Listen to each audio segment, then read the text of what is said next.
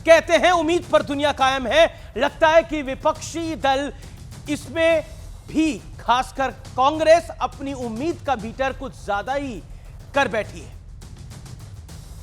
क्योंकि पहले मल्लिकार्जुन खड़गे ने कहा कि मोदी सरकार तो अल्पमत में है क्योंकि यह सरकार गलती से बन गई है।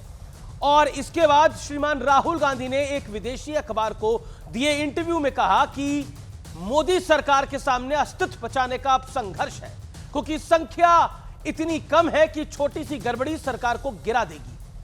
और तो और राहुल गांधी ने दावा भी कर दिया कि एनडीए खेमे के कई दल और नेता उनके खुद के संपर्क में हैं। सवाल है कि जिस एनडीए गठबंधन को देश की जनता ने क्लियर कट मैंडेट देकर देश की जिम्मेदारी सौंपी है, उस पर बार बार सवाल उठाना क्यों जायज है और क्यों उठाया जा रहा है?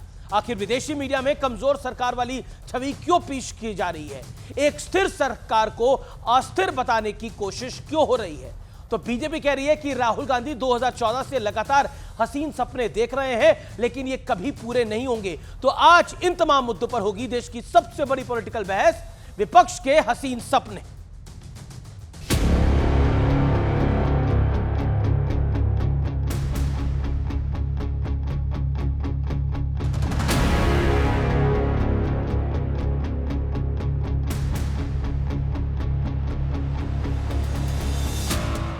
सरकार बने अभी 15 दिन नहीं हुए, सांसदों का शपथ ग्रहण नहीं हुआ, संसद सत्र की शुरुआत भी नहीं हुई कि राहुल अपने पुराने मिशन में जुट गए। वो कह रहे हैं कि मोदी सरकार में बहुत असंतोष है, एनडीए के कई लोग मेरे संपर्क में हैं, सरकार के सामने अस्तित्व बचाने का संघर्ष है, संख्या इतनी कम है कि स्थिति बहुत नाजुक है, छोटी सी गड़बड़ी सरकार को गिरा सकती है। खास बात यह है कि राहुल गांधी ने एक विदेशी अखबार को साक्षात्कार में बड़े बड़े दावे किए। मुंगेरी लाल का हसीन सपना राहुल गांधी 2014 से ले रहे हैं। एनडीए प्रधानमंत्री श्री नरेंद्र मोदी जी के नेतृत्व में मजबूत है। अगर असंतोष है तो इंडी गठबंधन और कांग्रेस के अंदर है। इससे पहले कांग्रेस अध्यक्ष खड़गे भी मोदी सरकार को अल्पमत में बता चुके हैं। एनडीए गवर्नमेंट गलती से बनी हुई है। मोदी जी को एक तो मैंडेट नहीं है और माइनॉरिटी गवर्नमेंट है। ये गवर्नमेंट कभी भी गिर सकती है। ऐसी चर्चा है कि विदेशी ताकतों ने भारत में हुए चुनाव को प्रभावित करने और बीजेपी के खिलाफ एजेंडा चलाने का भरपूर प्रयास किया। ऐसे में एक गठबंधन के तौर पर पूर्ण बहुमत वाली एनडीए सरकार को कमजोर बताने के पीछे क्या मंशा है? आज इसी पर होगी देश की सबसे बड़ी बहस।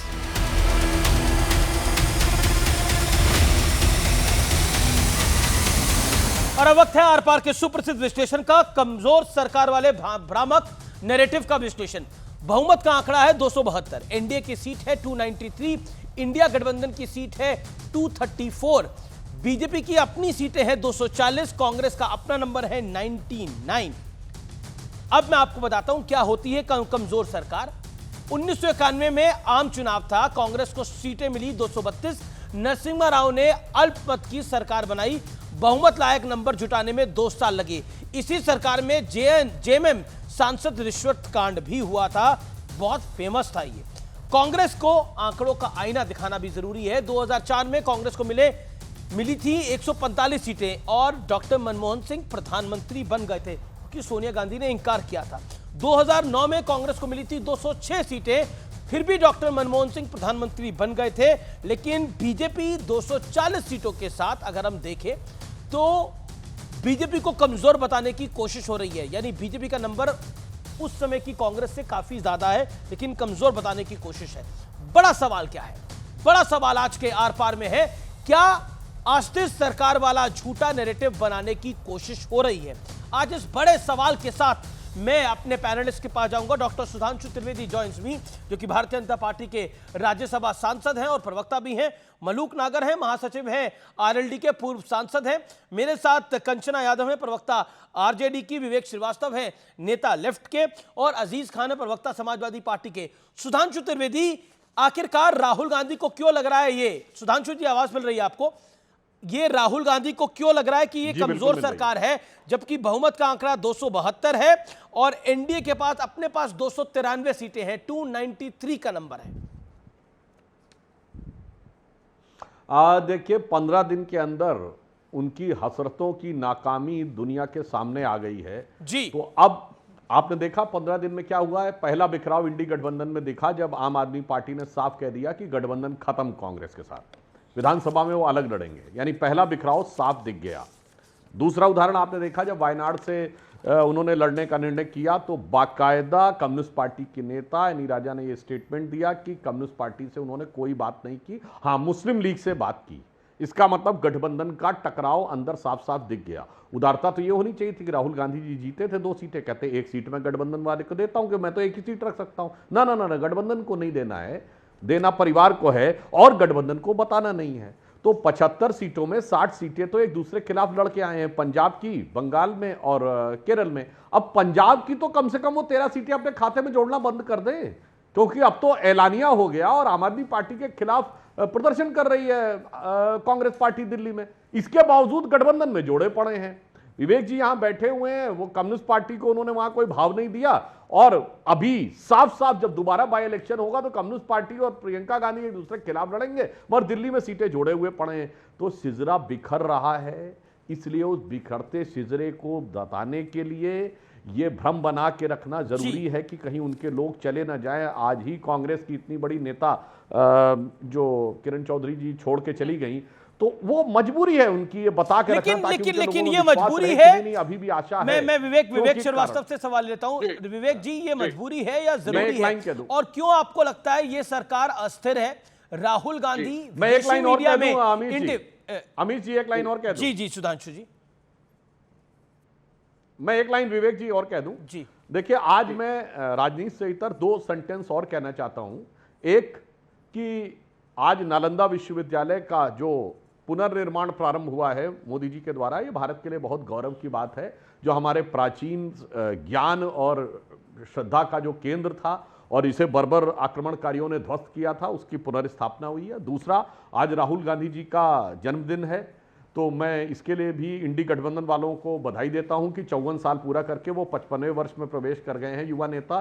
तो अब मुझे लगता है बचपने की ये बातें कांग्रेस को छोड़ देनी चाहिए कि सीटें उनकी कम हैं, फिर भी उनको बहुमत मिला है, गठबंधन उनका टूट रहा है, इसके बावजूद खतरे में एनडीए। ठीक है विवेक, ये जरूरी है या मजबूरी है? आखिरकार राहुल गांधी को विदेशी मीडिया में ये क्या कहने की जरूरत है कि ये सरकार अस्थिर है? ये सरकार अस्थिर है। आपने नरसिम्हा राव के आंकड़े भी दिए थे 232 और बीजेपी के आंकड़े 240 बताए गए इस लोकसभा चुनाव के अंदर। लेकिन आप ही के चैनल पर बड़े बड़े पत्रकार आए थे जब हम लोग इलेक्शन का एनालिसिस कर रहे थे और रिजल्ट्स आए थे। उसके बाद उस एनालिसिस में एक और बात सामने आई थी, जब यह हुआ था कि 240 में से 120 मेंबर पार्लियामेंट जो बीजेपी के हैं वो अन्य पार्टियों से आए हुए हैं। ये जो कांग्रेस के 232 थे और आज के जो 240 है उसमें बहुत बड़ा फर्क है, जो इंस्टेबिलिटी को क्रिएट करता है। आज भी तेलुगु देशम पार्टी अभी तक नहीं बता पाई है कि 4% मुस्लिम आरक्षण के बारे में फाइनली स्टैंड क्या होगा सरकार का, ना ये सुधांशु त्रिवेदी बताएंगे। सिर्फ यही बोला जाएगा साहब इंडिया की मीटिंग होगी तब हम करेंगे। The stand is not clear. UCC के ऊपर डिप्लोमेटिकली तो बता दिया गया कि हमने समीक्षा के लिए बोला है जेडीयू के प्रवक्ता ने, लेकिन समीक्षा क्या होती है जब ड्राफ्ट आया ही नहीं है। और जब ड्राफ्ट आएगा, जो सो कॉल्ड ड्राफ्ट है, उसमें जो संघ का अपना पर्टिकुलर स्टैंड है, जेडीयू तो उसके खिलाफ रही है। अग्निवीर के ऊपर क्या स्टैंड है? ऑपोजिशन में इंडिया गठबंधन स्ट्रांगली हम विपक्ष में बैठेंगे, क्रिएटिव ऑपोजिशन का काम करेंगे। लेकिन राहुल जी का स्टेटमेंट इस बात का एक आईना दिखाना चाहता है भाजपा को और एनडीए को कि आपका गठबंधन आइडियोलॉजिकली स्ट्रांग नहीं है। हिंदुत्व की आइडियोलॉजी की हार हुई है। जो तीर्थ स्थलों पे हिंदू समाज ने आपको नकारा, आपकी एक आइडियोलॉजिकल हार है। आरएसएस की भी एक आइडियोलॉजिकल हार है। जोड़ तोड़ की राजनीति से आप सरकार जरूर बनाएं, लेकिन स्टेबिलिटी फैक्टर नहीं है। मैं जानना चाहूंगा कि अब आप यूसीसी ला रहे हैं कि नहीं ला रहे हैं। मैं जानना चाहूंगा कि आप जो अन्य बिल थे पॉपुलेशन कंट्रोल के लाएंगे नहीं लाएंगे, अग्निवीर का क्या स्टेटस है, क्या पूरे देश में 4% आरक्षण होगा या नहीं होगा। अब मैं इनसे पूछूंगा कहां सेंसस तक क्या होगा, तो ये एक ही बात बोलेंगे, साहब कांग्रेस के जो रूल स्टेट है उसमें क्या होगा। अरे आप सरकार में है, you are in government at the centre. ठीक है, you made your point. Okay, Sudhanshu Trivedi का रिप्लाई जरूरी है। ओके सुधांशु आपका रिप्लाई जरूरी है। एक लाइन है। बाकी भाषण, प्रवचन और व्याख्यान के अलावा सिर्फ ये बता दें विवेक श्रीवास्तव जी कि क्या केरल में इंडी गठबंधन मिलकर चुनाव लड़ेगा, कांग्रेस और कम्युनिस्ट। नंबर 2, जब राहुल गांधी ने कम्युनिस्ट पार्टी से नहीं पूछा और प्रियंका गांधी की घोषणा कर दी, आप अपमानित महसूस कर रहे हैं या सम्मानित? बस 2 चीजों का जवाब दे दिए, बाकी व्याख्यान की जरूरत नहीं। ना अपमानित ना सम्मानित। केरल के अंदर हमारा और कांग्रेस का पिछले 50-70 सालों से लोकल पॉलिटिक्स में कोई गठबंधन नहीं है, फिर भी हम केंद्र में मिलकर के सरकार बनाते आए हैं। जिस दिन आप डिस्टेबलाइज होकर के गिरेंगे, इंडिया गठबंधन सरकार बनाएगा। आप डिस्टेबलाइज होके गिरेंगे, इंडिया गठबंधन सरकार बनाएगा।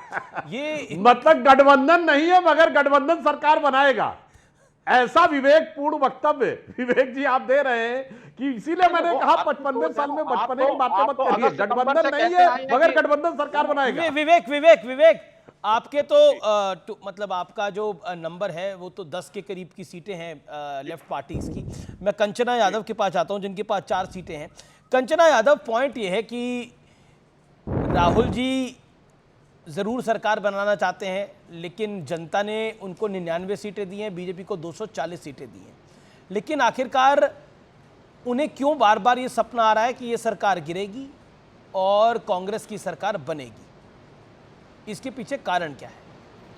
देखिए, मैं सुधांशु त्रिवेदी जी के 2 सवालों का जवाब देना चाहती हूँ। एक तो पहला, ये जो कहते हैं ना चाणक्य सिर्फ इन्हीं के पार्टी में नहीं है, स्ट्रेटजी जो है वो अन्य पार्टियां भी बनाना जानती हैं। अगर हमारा अलायंस वेस्ट बंगाल में नहीं हुआ तो कोई स्ट्रेटजी का पार्ट रहा होगा। अगर हमारा अलायंस कहीं टूट रहा है, दरअसल समस्या ये है जो आप समझना नहीं चाहते हो, आपको विपक्ष की भी जगह नहीं मिलनी चाहिए, ये हमारी स्ट्रेटजी का पार्ट है और आप भी जानते हो। दूसरा जो बात ये है कि आप बार बार नालंदा का क्रेडिट ले रहे हैं, और आपको पिछले डिबेट में भी मैंने समझाया महोदय कि नालंदा का क्रेडिट आप मत लीजिए, आप लेने लायक नहीं है। वो 2006 में उसकी शुरुआत हुई थी और बजट उसका जो university act, Nalanda university act 2010 में पारित हुआ था और 1750 करोड़ जो है बजट उसको मिला था और देख रेख के लिए 950 करोड़ लगभग बजट मिला हुआ था। आपका कोई योगदान नहीं, आपका योगदान है नालंदा में नहीं, दरभंगा में आपने एम्स बनाया है, जिसका आप भी वहां पर जो कहते हैं ना जो जड़ पन्ना वो भी नहीं पड़ा हुआ है, ईंट भी एक नहीं पड़ा हुआ है, तो उसकी क्रेडिट लीजिए। और भगवान की कृपा से, प्रभु श्री राम की कृपा से थोड़ी सी क्रेडिट नीट परीक्षा पर जो लीक हुआ है पेपर, आपके शिक्षा मंत्री भी ले ले, आपके प्रधानमंत्री भी ले ले और पूरी की पूरी सरकार भी ले ले और इस सब की क्रेडिट लीजिए। जो नहीं, पर ये आपने एक आपने लाइन बोली कि चाणक्य सिर्फ आपकी पार्टी में नहीं है, चाणक्य हमारी पार्टी में भी है। लेकिन देखिए, मैं सीधी बात बोलता हूं कि नंबर्स डोंट लाई, नंबर झूठ नहीं बोलते। 240 का नंबर आप अकेले बीजेपी के पास है, 293 का नंबर एनडीए के पास है। तो ये कौन से चाणक्य हैं जो 230 वालों को सरकार बनाने देंगे और कैसे बनाने देंगे? ये कौन से चाणक्य आप पप्पू यादव का था मामला सेटल नहीं कर पाए बिहार के अंदर। 400 पार का 400, अरे पप्पू यादव को आप छोड़िए ना, आप बात कर रहे हैं हमसे और भारतीय जनता पार्टी के प्रवक्ता से। पप्पू यादव के बारे में पप्पू यादव जी से पूछ लीजिएगा, उनको भी यहाँ पर बिहार के बड़े नेता है, मैं कहा उनको भी नहीं सेटल कर पाए। गुड़ा गणित है। एक सेकंड, हम कहाँ कह रहे थे, हम कह रहे हैं उनको बैठाइएगा यहाँ तो बात करेंगे। लेकिन जो बात ये है कि ये कौन सा आंकड़ा है, कौन से चाणक्य हैं जो 400 पार का नारा लगाएं और आए 240 पर सिमट गए? ये कौन से चाणक्य हैं जो कहते थे हम इतनी बड़ी फुल मेजोरिटी से सरकार बनाएंगे और 2 बैसाखियों पर इनको चलने की जरूरत पड़ गई? ये कौन से चाणक्य हैं जो पूरे चुनाव में घूम घूम कर मुस्लिमों को गाली देते हैं, घुसपैठिया बोलते हैं, मुसलमानों का आरक्षण छीन लेंगे, ये कर देंगे वो कर देंगे बोलते हैं, और उस पार्टी से अलायंस करते हैं जो मुसलमानों को आरक्षण देती है, ईदगाह और कब्रिस्तान के लिए जमीन देती है, नूर भाषा कॉर्पोरेशन के लिए 100 करोड़ रुपए देने की बात करती है और इससे ज्यादा तो पेंशन भी देने की बात करती है। जी ओके, सुधांशु त्रिवेदी का जवाब जरूरी है। सुधांशु त्रिवेदी देखिए, जो अपने को चाणक्य बनने की बात कह रहे हैं, कंचना जी आपको ध्यान नहीं है, कांग्रेस के नेता प्रतिपक्ष अधीर रंजन चौधरी जी ने बंगाल में बोला है there is no democracy in Bengal. ये बड़ा चाणक्य वाला बयान है। मगर दिल्ली में to save democracy in India Mamata ji के बगैर कल्पना नहीं की जा सकती, जयराम रमेश ने बोला है। ऐसा है, इतने बड़े चाणक्य जो लोग अपने को बनने का समझते हैं, पूरे देश की जनता समझती है कि हकीकत की राजनीति क्या है। इसलिए मैंने हवा में नहीं बोला।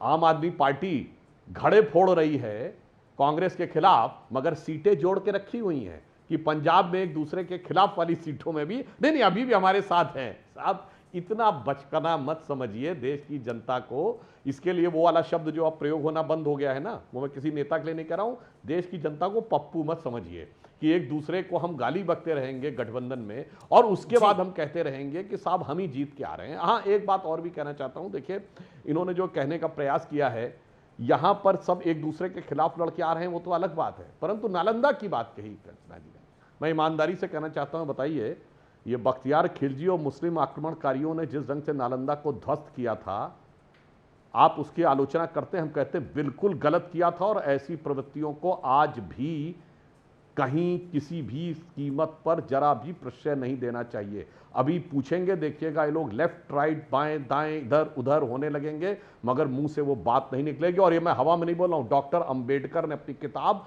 अंबेडकर राइटिंग्स एंड स्पीचेस जो 1987 में जवाब ले भारत सरकार के द्वारा, उसके बाद 2014 में भारत सरकार के द्वारा, उसमें इसका बाकायदा वर्णन है कैसे बौद्ध भिक्षुओं को कंचना यादव रिस्पॉन्ड देना अजीज खान। ये उनके ओके देखिए, हमारे देश के चाहे वो सोमनाथ मंदिर रहा हो, चाहे नालंदा विश्वविद्यालय रहा हो, चाहे कोई भी रहा हो, हमारे देश का एक छोटा सा हिस्सा रहा हो, एक सुई का नुकीला हिस्सा होता उतना भी रहा हो, अगर कोई आक्रमण करता है और उसको लूटता है तो हम उसको कंडेम करते हैं। अरे यहाँ तो हम सार्वजनिक बात करें, आप तो बाबा साहब अम्बेडकर को कोट कर दिए, लेकिन हम तो यहाँ पर बात क्रेडिट की कह रहे थे। क्यों हमेशा कैंची लेकर लाल फीता काटने आप लोग पहुंच जाते हो जिसमें आप लोग का योगदान नहीं होता है? नालंदा पहुंच गए और क्या बोल रहे हैं यहाँ नालंदा? तो आपकी राय में नालंदा का काम किसने करा था? लालू यादव जी ने करा आपकी राय में? नालंदा के लिए काम लालू यादव जी ने किया आपकी राय में? भाजपा जदयू की सरकार थी उस समय, 2007 में, 2010 में भी। आपकी राय में, आपके राय में मैं बता देती हूँ कब हुआ। आप ये मेरे राय में हुआ कि एपीजे अब्दुल कलाम जी ने सबसे पहले 2006 में ये विचार रखा। यूपीए सरकार थी, बिल भी यूपीए सरकार में संसद में पास हुआ और उसके बाद पैसा भी मनमोहन सरकार 2006 से 2014 तक यूनिवर्सिटी नहीं बन पाई। 2006 से 2014 तक यूनिवर्सिटी नहीं बन पाई। लगभग 8 साल थे, लगभग 8 साल थे शासन, 8 साल था यूपीए का शासन, बनवा लेते हैं उसको। अब क्यों बनी? 2007 में साउथ एशिया समिट भी हुआ था 2007 में, जिस पर ओके, सुधांशु त्रिवेदी का जवाब जरूरी है, then Aziz Khan and Manik Nagar. Okay, Sudhanshu Trivedi. मैं 2 ही वाक्य बोलूंगा, ज्यादा लोगों का समय न नष्ट हो। इन्होंने डॉक्टर कलाम की बात कही तो मैं पूछना चाहता हूं, डॉक्टर कलाम को राष्ट्रपति बनाने का समर्थन किया था कि विरोध किया था? 2002 में आरजेडी ने विरोध किया। 2007 में जब तत्कालीन भाजपा राष्ट्रीय अध्यक्ष ने कहा था कि दूसरा टर्म मिलना चाहिए तो विरोध किया। और 2006 में कंचना जी याद कर लीजिए कि भाजपा जदयू गठबंधन सरकार थी बिहार में और कलाम साहब हमारे बनाए हुए राष्ट्रपति थे। आपकी दोनों बातों का उत्तर स्वयं आ गया।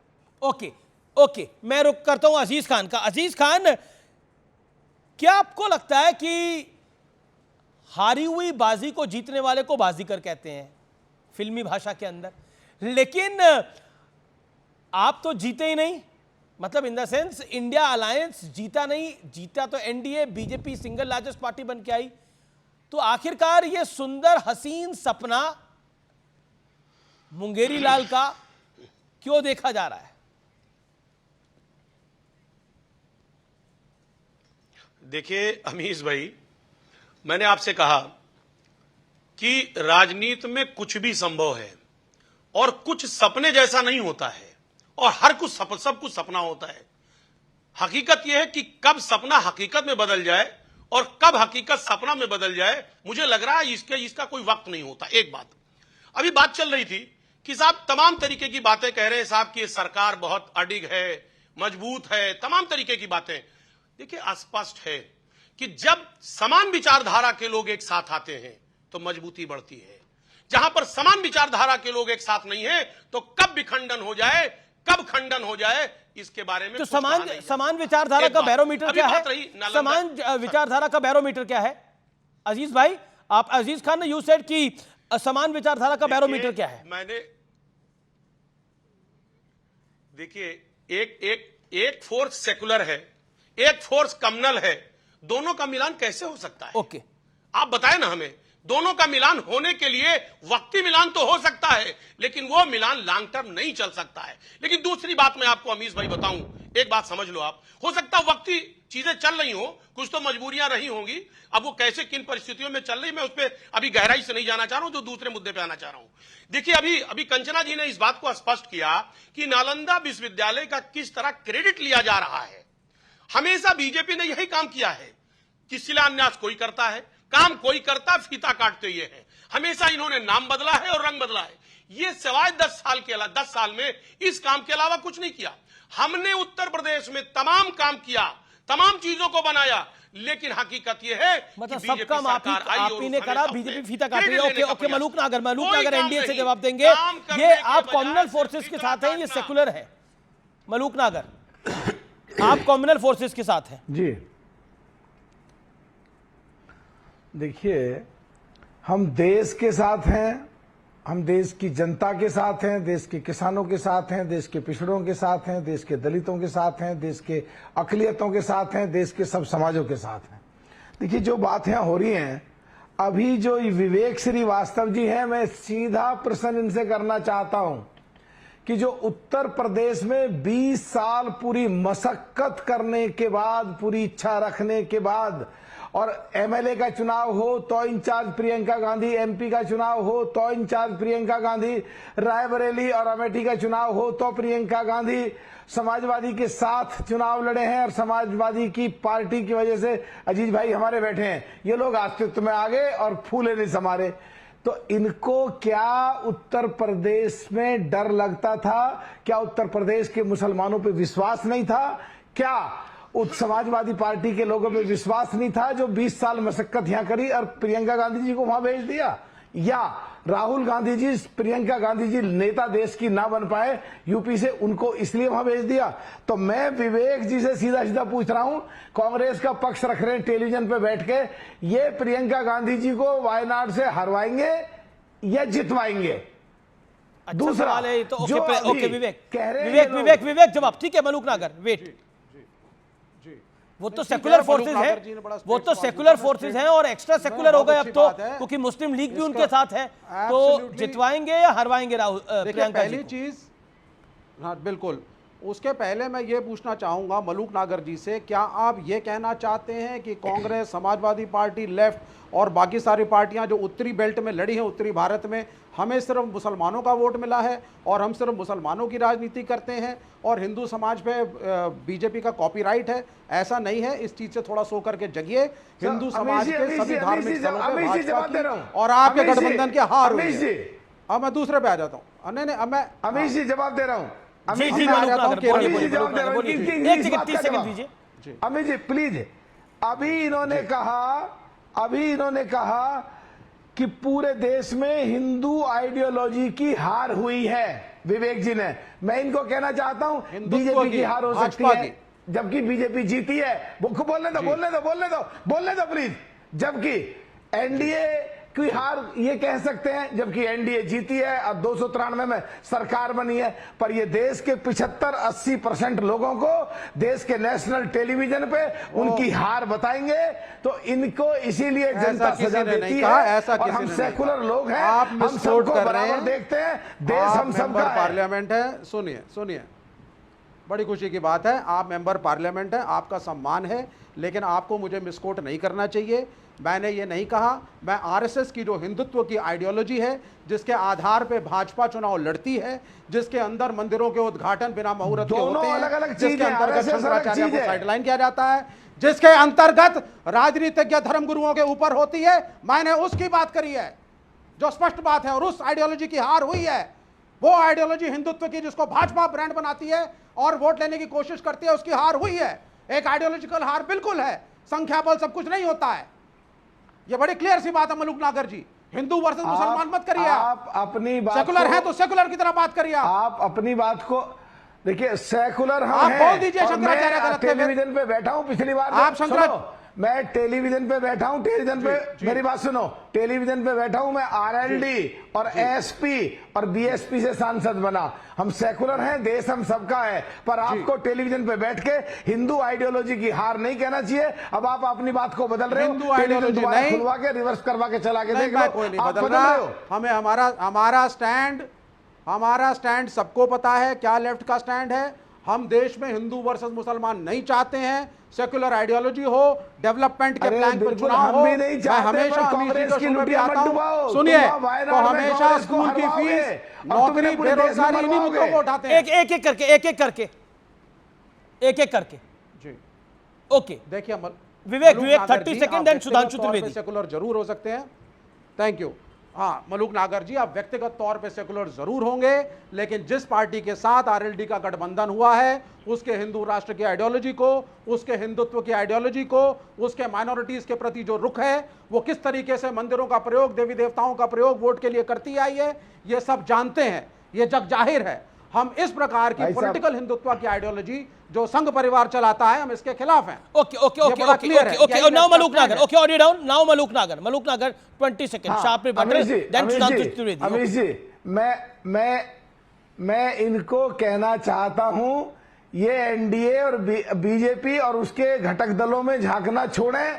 हम चौधरी चरण सिंह जी के विचारधारा के लोग हैं, हम माननीय नरेंद्र मोदी जी की विचारधारा से प्रभावित होकर देश के लिए काम करना चाहते हैं। ये अपनी तरफ देख लें, ये कांग्रेस को वायनाड में हरवा में ना, और ये नेता प्रतिपक्ष जो बड़ी मुश्किल मौका मिला है, जो पिछले 2014 से 2019 तक 44 थे और 2019 से 2024 तक 52 थे, जो देश का भी दुर्भाग्य था, कांग्रेस का भी दुर्भाग्य था, नेता प्रतिपक्ष नहीं था। सुधांशु जी कई कोट आप भी कर गए थे, नेता प्रतिपक्ष नहीं था, वो नेता कांग्रेस दल था, अधीर रंजन। इन्हें मौका मिला है, यह सरकार बन गई, माननीय प्रधानमंत्री ने शपथ ले ली और ये अभी सभापति के बारे में ताक झांक कर रहे हैं। ये अपना नेता प्रतिपक्ष नहीं बना पाए, क्या क्या बोलेंगे, अब भी गुमराह करेंगे क्या लोगों को। जी जी जी, ठीक है, आपने अपनी बात को रखा। अजीज खान ने, सुधांशु त्रिवेदी एक बात बोली कि बीजेपी कम्युनल है और हम लोग सेकुलर हैं।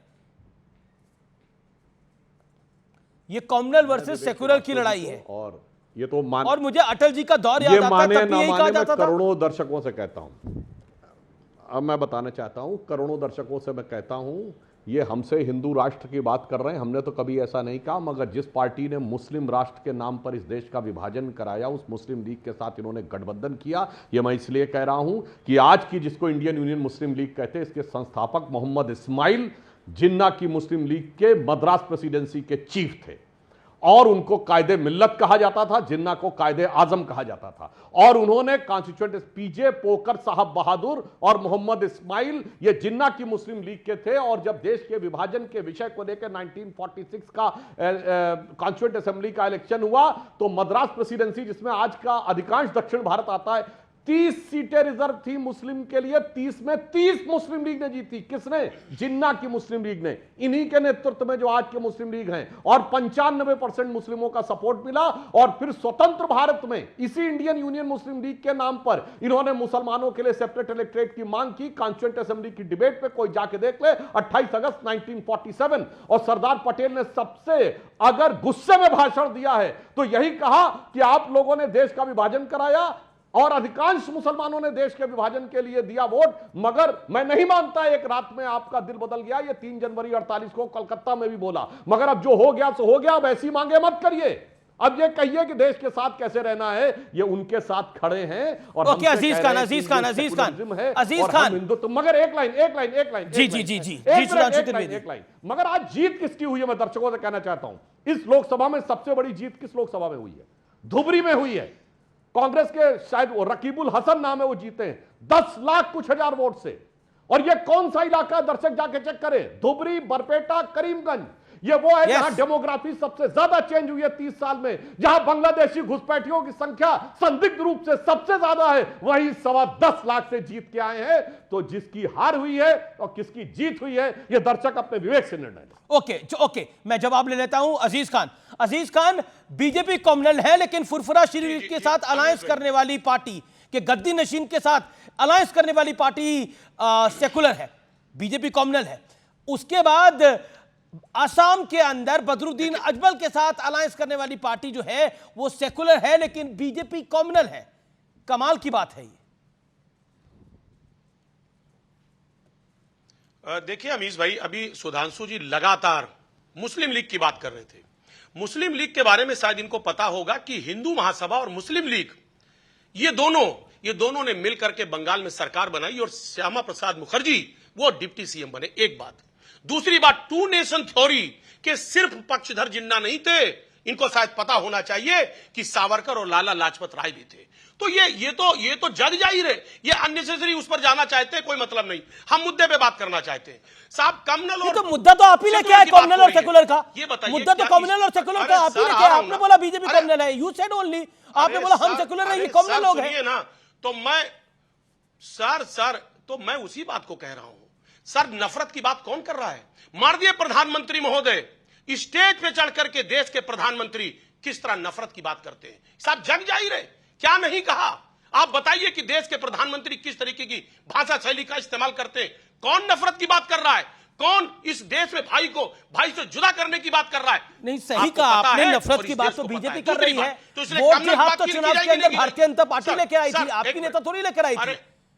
वोट जिहाद तो भारतीय जनता पार्टी लेकर आई थी।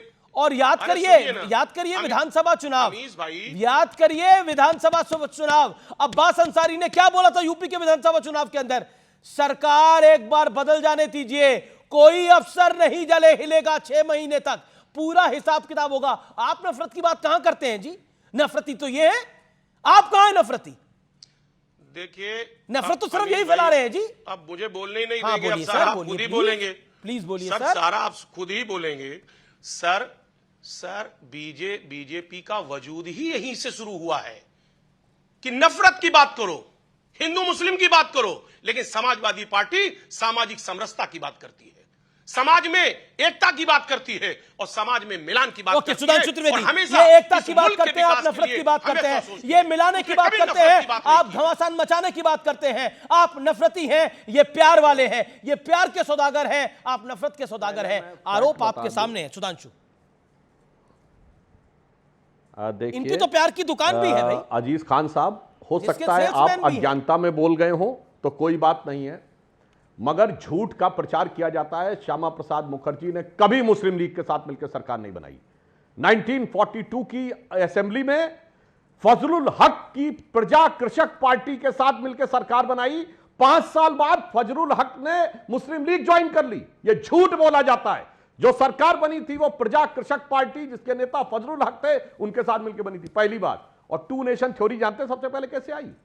वो उस समय सर सैयद अहमद ने 1888 में लखनऊ और मेरठ दोनों में बयान दिया है। किताब का नाम है रिसालाए असबाब बगावते हिंद। उस पर उन्होंने कहा हम 2 कौमें हैं, हम साथ नहीं रह सकते। जिस दिन अंग्रेज हमको छोड़ेंगे उस दिन इस बात का फैसला हमारी कलम यानी तलवार करेगी। और पाकिस्तान की ऑफिशियल हिस्ट्री में लिखा जाता है कि two nation theory sir Syed Ahmad ने उसकी नींव डाली और उसके ऊपर जिन्ना ने अपनी इमारत पड़ी की। मैंने किताब भी कोट की है और उस समय तो सावरकर। ओके अजीज खान, ये जो झूठ का प्रोपोगंडा चलाया जाता है वो आज तक चला आ रहा है 125 साल में, इसीलिए अमृतकाल में इससे बाहर निकलने की जरूरत है। अजीज खान देखिए अमीश जी सुधांशु जी शायद ये भूल गए कि हिंदू महासभा और मुस्लिम लीग मिल करके बंगाल में उसने सरकार बनाई थी। पता नहीं कहां से लेकर के नया कोटा। ये दुनिया को पता है कि हिंदू महासभा और मुस्लिम लीग ने मिल करके बंगाल में सरकार बनाई। सर अरे सर सुनिए ना मेरी बात। सर आप ढूंढिए। दूसरी बात मैं सर जानना चाह रहा हूं, आप तमाम पढ़ाई की बात हो रही है, नालंदा विश्वविद्यालय की बात हो रही है, एजुकेशन की बात हो रही है। अरे सर सुनिए ना, अरे सर सुन लीजिए ना, अरे सुनिए ना सर, हम बता रहे हैं। लेकिन नीट में बच्चों ने एग्जाम दिया है, 24 लाख बच्चा भटक रहा है सर, 24 लाख बच्चा भटक रहा है। एक भी स्टेटमेंट प्रधानमंत्री महोदय का नहीं आया। सब पढ़ाई की बात हो रही है, एजुकेशन सिस्टम की बात हो रही है, लेकिन उसी एजुकेशन सिस्टम में आज कितनी बड़ी गड़बड़ी चल रही है। देश में पूरी तरह से उहापोह की स्थिति। ठीक है। बच्चा त्राई कर रहा है, सो नहीं पा रहे बच्चे, माँ बाप नहीं सो पा रहे। लेकिन सर आप इस पे बोलने में असमर्थ हैं। आप सुधांशु जी देखिए खबर पर वापस लौट के आइए। खबर इधर उधर जा रही है। देखिए सेक्युलर कम्युनल वाला आप एंगल लेके आए। कंचना यादव पॉइंट ये है।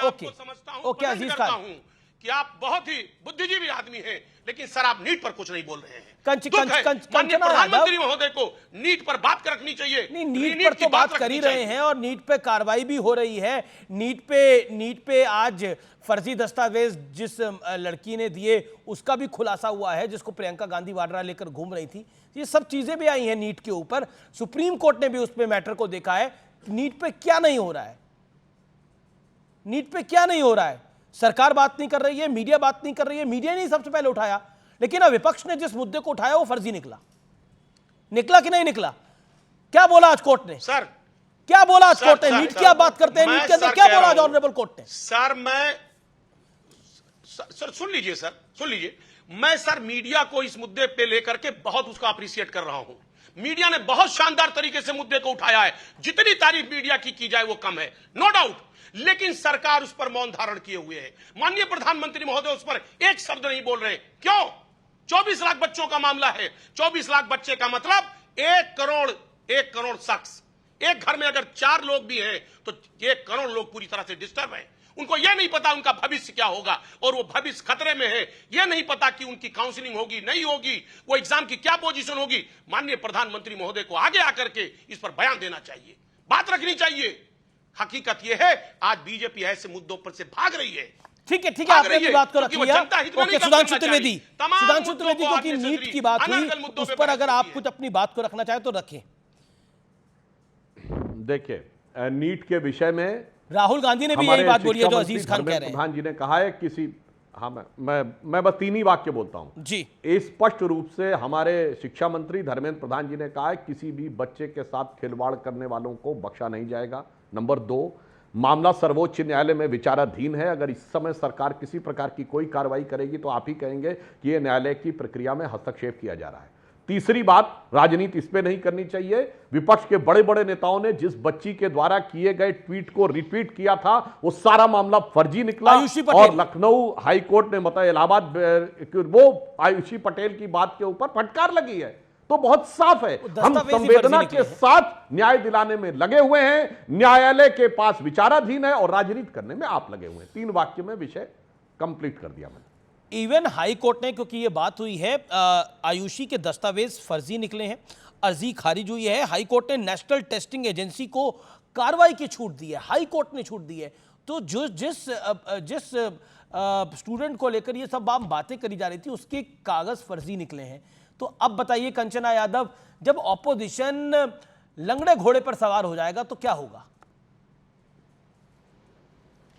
आप गजब बोल रहे हैं अमित जी। मतलब एक लड़की ने अपने दस्तावेज फर्जी दिए तो पूरा ऑपोजिशन जो है वो खराब हो गया। मतलब 24 करोड़ बच्चे जो एग्जाम में बैठे थे गोधरा में, जिनको पकड़ा गया, जिनके घर से 2-3 करोड़ रुपए के चेक मिले, ब्लैंक चेक मिले, कैश मिले, और जो सेंटर बदल के 3-4 बार वेबसाइट ओपन किया गया, और एक जगह से बिहार, झारखंड, इधर के बच्चे जाकर गोधरा में एग्जाम दे रहे, सबके सब फर्जी। आप ये कहना चाह रहे हो? जो बिल्कुल नहीं, मैं ये कहना चाह रहा। नीट के मुद्दे को मैंने भी उठाया, मेरे चैनल ने भी उठाया, हमारे तमाम चैनल्स ने उठाया नीट के मुद्दे को लेकर। लेकिन जो नीट के मुद्दे को लेकर स्टूडेंट्स की परेशानी जायज है। नीट के मुद्दे के ऊपर विपक्ष की कुछ बातें जायज है, लेकिन नीट के मुद्दे के ऊपर आयुषी पटेल की याचिका के ऊपर जो हाई कोर्ट ने कहा वो भी जायज है। दोनों तरफ की बात होनी चाहिए इसमें। आप मेरी भी बात सुन लीजिए। बिल्कुल सुन रहा हूं मैडम, लेकिन आपने बोला कि आप सब बच्चों को गलत कह रहे हैं। ये मैंने बिल्कुल नहीं बोला। मैंने बोला सब बच्चे सही है, लेकिन जो जिस बच्चे को आप लेके घूम रहे थे वो गलत निकला है। कराता है जो नीट का पेपर करा, 24 लाख जिसमें बच्चे बैठे हुए थे, जिसने उसने ग्रेस मार्किंग की बात की क्लैट 2018 के जजमेंट से, जिसमें साफ कहा गया है कि मेडिकल और इंजीनियरिंग के फील्ड में ग्रेस मार्किंग नहीं मिल सकती। एनटीए जैसे बॉडी को क्या ये नहीं पता था? जो दिशा okay reply doctor Sudhanshu Trivedi, क्योंकि नीट पे बात हो रही है, और राहुल गांधी भी कह रहे हैं कि पीएम ने चुप्पी इसमें साध रखी है। और तो और राहुल गांधी ने अपने जो फाइनेंशियल टाइम्स को इंटरव्यू दिया है, इंटरनेशनल न्यूज़पेपर को, उसमें उन्होंने बोला कि छोटी सी चूक मोदी सरकार को गिरा सकती है। देखिए, मैं बताता हूं, विपक्ष के एक बच्ची के द्वारा किया गया कोई वो इंपॉर्टेंट नहीं है। उसको जिस ढंग से विपक्ष ने ओवरप्ले किया और वो बात पूरी तरह गलत निकली। ये गैर जिम्मेदाराना व्यवहार, विपक्ष ने ये संवेदनशीलता का व्यवहार नहीं है, ये मैं कह रहा हूं। और विपक्ष ने कोर्ट ने तो ओवरप्ले निर्णय किया। लिया, ग्रेस और मार्क ये भी समाप्त किए हैं, संवेदनशील मुद्दे उसके को ऊपर एक जांच करते करने के लिए भी कुछ नहीं हुआ कहा, है। और सर्वोच्च खसरे न्यायालय में यह दिखाते विषय हैं, विचाराधीन दिखाते हैं है। सुधांशु त्रिवेदी मगर मैं जी ये यहाँ भी पर कहना बैठकर। चाहता हूं, ये बताइए, ये जो जितनी भी चीजें हो रही हैं, ये बताइए, राजस्थान में 20 पेपर लीक हुए थे, मगर हमारे किसी नेता ने ये नहीं कहा, जो कहा था अशोक गहलोत ने, मैं तो जादूगर हूं, मैं सब ठीक कर दूंगा। ये बोला था कि नहीं अशोक गहलोत ने? 20 से अधिक लेकिन पेपर लीक के बाद सुधांशु जी, अशोक गहलोत इससे ने जो ज्यादा किया, गैर जिम्मेदाराना उनकी सरकार वहां से संवेदनशील चली बयान गई। हो सकता है। अभी अब आपको खैर एक हम बड़ा आज के मैंडेट विषय मिला है, के ऊपर। तीसरी बार दूसरी आपको बात, सरकार ये चलाने का जो मौका जिस मिला ढंग से है, राहुल लेकिन गांधी ने नीट में कहा कुछ कि कमियां एक हैं, चीज उन सुनिए। कमियों को आपको भी देखना होगा। यानी आंखें बंद करके तो काम नहीं होता। क्या आपको लगता नहीं है कि नीट के विषय के ऊपर सरकार को और स्पष्टीकरण देने की जरूरत है? बच्चों की समस्या को हल करने की जरूरत है। उनके मां बाप परेशान हैं, सैकड़ों बच्चे परेशान हैं। शिक्षा मंत्री आयुषी जी ने पटेल यह का भी मैटर स्पष्ट- ओवर होता है, अब मैं किसी ये ने भी दस्तावेज गलत दिए, वो अलग मामला है और मैं इसको बिल्कुल मानता हूं, लेकिन बच्चों के भविष्य की बात है। देखिए, अगर ये कहा जाए तो उसी बच्ची का वो वीडियो भी सामने आ रहा था जिसमें वो कह रही थी कि उसने कोविड का वैक्सीन बना लिया है। इसलिए ये किस प्रकार की बातें की जा रही थी, ये भी था। हाँ, जहां तक इस विषय की बात है कि नीट की परीक्षा की प्रक्रिया की समीक्षा होनी चाहिए, तो धर्मेंद्र प्रधान जी ने स्पष्ट रूप से ये बात कही है कि उसके अंदर जो जो चेंजेस और संशोधन करने होंगे, उसके देखिए, बारे में मैं सरकार फिर पूरी कहता तरह हूं कि विचार करेगी। सरकार और नहीं, मैं important फिर बात है, कहता हूं कि शासन को अपना काम करने का पूरा अधिकार है, लेकिन बच्चों को भी अपनी बात रखने का पूरा अधिकार है। इस देश के युवा को भी अपनी बात रखने का पूरा अधिकार है। अगर उसकी समस्या है तो न्यूज 18 और अमीश देवगन उनके साथ खड़ा है और हर मौके पर खड़ा रहेगा। लेकिन राजनीतिक रोटियां सेकने के लिए आप किसी फर्जी बात को आगे करेंगे तो मुझे वो जायज नहीं लगती। ये बड़ी बात है। और मैं ब्रेक ले रहा हूं, लेकिन अंतराल के बाद एक बहुत बड़ी ब्रेकिंग स्टोरी आपका इंतजार कर रही है। कैबिनेट में सरकार ने 5 बड़े फैसले लिए। बड़ी खबर है, कैबिनेट की बैठक हुई है और कैबिनेट की बैठक में मोदी सरकार का बहुत बड़ा फैसला लिया है। 14 फसलों की एमएसपी को मंजूरी दे दी गई है। यह बड़ी खबर है। धान का नया एमएसपी 2300 रुपए होगा, यह बड़ी खबर है। कपास का नया एमएसपी 501 रुपए की बढ़ोतरी की गई है। यह किसानों को एक बड़ा तोहफा है। रागी की एमएसपी 4290 रुपए कर दी गई है। यह बहुत बड़ी खबर है, ये बहुत बड़ी खबर है देश के किसान के लिए। मैं सीधा सुधांशु त्रिवेदी है मेरे साथ भारतीय जनता पार्टी के, मेरे साथ अजीज खान है, मेरे साथ कंचना यादव है। मोदी सरकार की पहली कैबिनेट में एक बात किसान की हो रही है। कंचना यादव,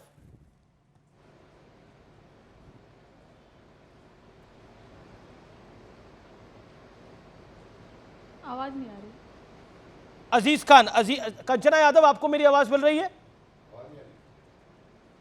हाँ हाँ जी, अब आ रही है। मोदी सरकार की पहली कैबिनेट में बड़ा फैसला हुआ है,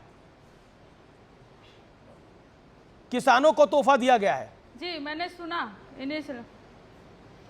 कितनी फसलों पर आपने बताया? 5 फसलों पर, खरीफ की फसलों के ऊपर एमएसपी बढ़ाया गया है। खरीफ सीजन चल रहा है, इस वजह से उसकी किसानों की मांग कितनी थी? किसानों की मांग थी कुल फसलों पर एक एमएसपी, एक प्राइस जो है वो तय कर दिया जाए। ये क्या लगा रखे हैं? पहले ऑलरेडी 23 फसलों को मिल रहा है, 5 को उसमें ऐड कर दीजिए। किसानों की पूरी मांग सुनिए ना। अग्निपथ जो योजना है उसको पूरी तरह से हम लोग खत्म करने की बात कर रहे हैं, और जिस तरह से पहले भर्तियां होती थी उस तरह से भर्ती फिर से शुरू करने की बात कर रहे हैं, जिसमें पेंशन भी हो। उसमें भी इन्होंने एक मीडिएटरी रोल प्ले करके, नहीं हम 7 साल का करेंगे और कुछ ज्यादा संख्या Sudhanshu Trivedi, okay, you made your point. Sudhanshu Trivedi, पूरी तरह से काम करिए। वैसे कंचना जी को शायद पता नहीं है कि जिस काले कानून की वो बात करते थे, यानी एपीएमसी एक्ट, जहां पर नहीं होना चाहिए, वो केरल में नहीं है साहब, वो काला कानून है। वहां एमएसपी नहीं मिलती। लगवाइए ना, राहुल गांधी वहां सांसद है और अभी तो आपके चले गए, वो लेफ्ट की गवर्नमेंट थी।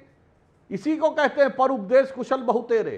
आके यहां भाषण दे देते। और अभी देखिए डीके शिव कुमार का क्या बयान आया कि कर्नाटक में, बेंगलोर में इसलिए किराया बढ़ाना पड़ रहा है पानी का, जल निगम का, क्योंकि मुफ्त में बांटते बांटते स्थिति हो गई, तनख्वाह देने का पैसा नहीं रह गया है। जी देखिए, इन्होंने जैसे ही चुनाव खत्म हुए, खटाखट पेट्रोल और डीजल के दाम बढ़ाए। यही हिमाचल में किया था, यही कर्नाटक में किया। पॉइंट है बात के अंदर, लेकिन आप अब बात होगी सत्य और तथ्य की।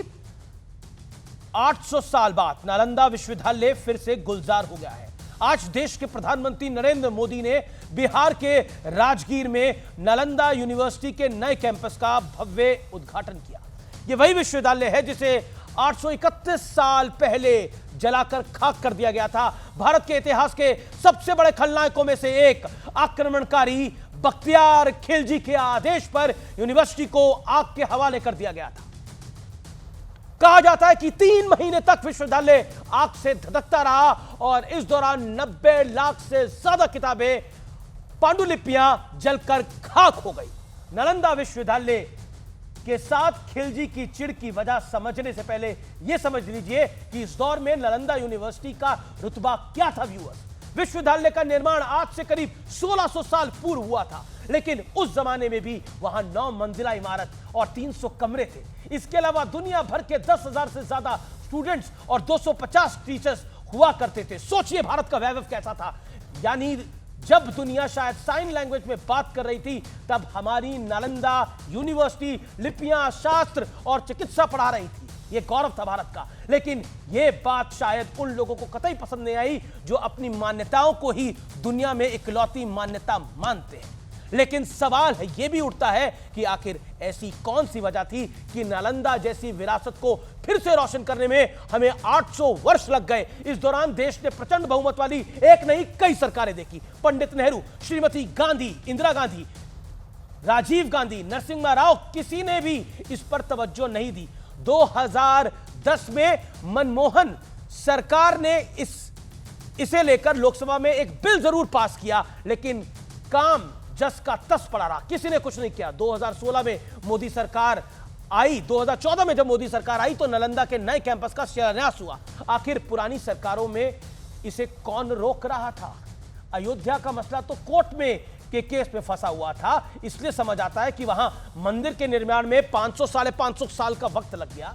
लेकिन नालंदा को लटकाने अटकाने के पीछे कौन सी मंशा थी? व्यूअर्स, क्या वोट बैंक नालंदा की रीडेवलपमेंट के रास्ते में एक बड़ी रुकावट बन गया था क्योंकि उसे चलाने वाले का नाम बख्तियार खिलजी था? शिक्षा, रोजगार और बिहार के हालात पर बड़ी बड़ी बातें करने वाले आज आत्मचिंतन जरूर करें इस बात के ऊपर, क्योंकि प्रधानमंत्री मोदी हमेशा कहते हैं कि उनकी सरकार का फोकस विरासत और विकास पर दोनों पर है। अयोध्या में राम मंदिर बना तो विरासत की जीत हुई और राम मंदिर की वजह से जो विकास हो रहा है उससे अर्थव्यवस्था को रफ्तार मिल रही है अयोध्या की। और दूसरी ओर वोट बैंक की स्पष्ट राजनीति ने हमें आज भी मानसिक गुलाम बनाया हुआ है, क्योंकि जिस तरह बख्तियार खिलजी ने नालंदा का अस्तित्व मिटाने की कोशिश की, उसी खिलजी के नाम पर बिहार में आज भी एक रेलवे स्टेशन और एक शहर का नाम है। व्यूअर्स, इतना ही नहीं, बंगाल में खिलजी की कब्र भी है जहां लोग सजदा करने के लिए जाते हैं। वाकई ये भारत है जिसमें ये सब कुछ हो सकता है, कोई और मुल्क ये सहन नहीं करेगा। व्यूअर्स, ये वोट बैंक की गंदी गंदी राजनीति है, इसे मैं स्पष्ट तरीके से कहना चाहता हूं और इसमें मैं कहने में कोई गुरेज नहीं करता।